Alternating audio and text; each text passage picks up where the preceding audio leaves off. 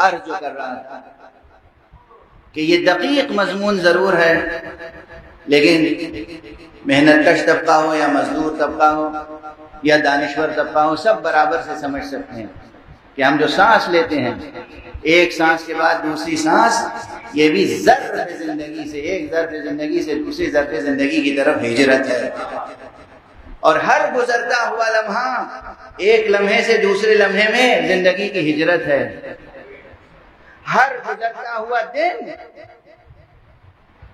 ہجرت کا درس دیتا ہے، لیکن ہم ملتفت نہیں ہیں، متوجہ نہیں ہیں، اس کی طرف ہم دھیان نہیں دیتے۔ اور ہجری سن یا ہجری کیلنڈر سب سے بڑا جو پیغام لاتا ہے وہ کون سا پیغام ہے؟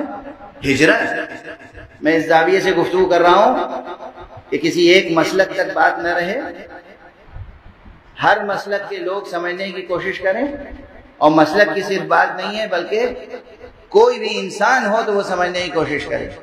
ہجری کیلنڈر، ہجری تقویم جو خاص چیز دیتا ہے وہ کیا چیز؟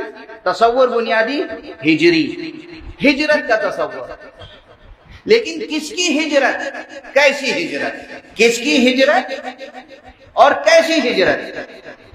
یہ یاد رکھیے، ہجرت کے موضوع پر تو نہ جانے کتنی کتابیں لکھی گئی ہیں، کتنے افسانے، داستانیں، کتنے تخلیقی کارنامے، فکشن، نان فکشن، اور کتنی پوئٹری کی گئی۔ ہجرت کا تصور اور مفہوم بھی بہت سمٹ کے رہ گیا ہے۔ اب مجھے اگر صحیح یاد آ جائے اس وقت تو ایک شعر تو اس عہد کے ایک بہت ہی نامور شاعر جناب افتخار عارف کا ذہن میں آ رہا ہے۔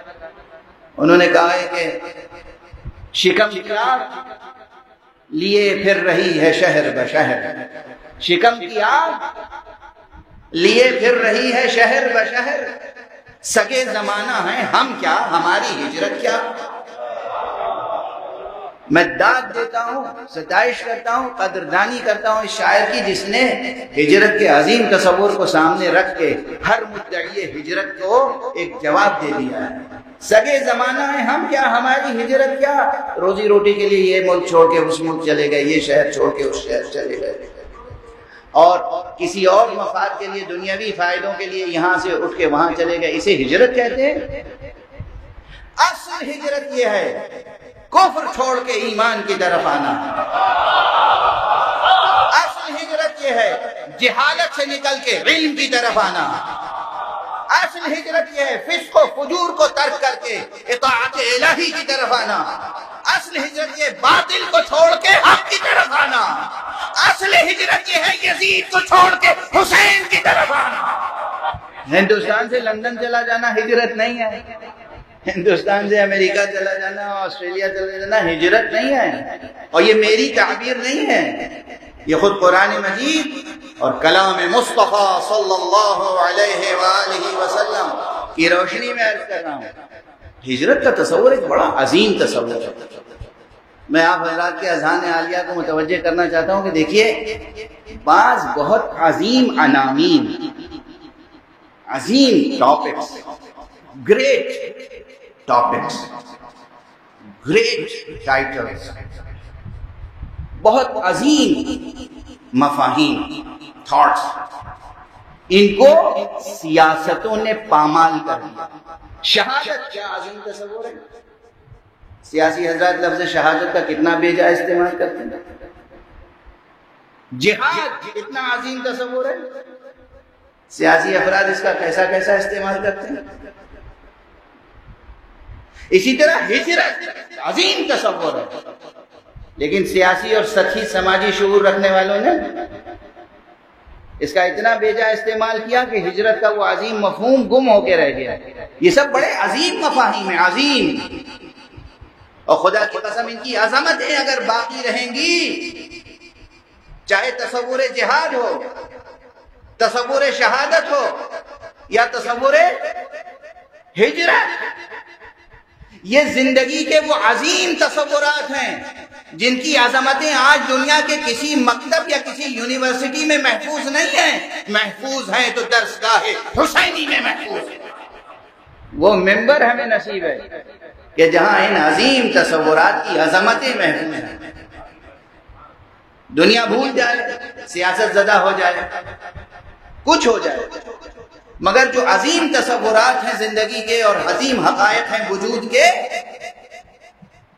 ہر سال جب محرم آتا ہے تو ذکر مبارک حضرت امام حسین علیہ السلام کے ساتھ اس عظیم انسان، اس عظیم معصوم، اس عظیم انسان کامل اور اس کی قربانیوں کے ذکر کے غم انگیز ذکر کے صدقے میں، مگر ان تصورات کی عظمتیں محفوظ رہتی ہیں اور بار بار دلوں اور دماغوں کو ان عظمتوں کی طرف متوجہ کر دیتے ہیں۔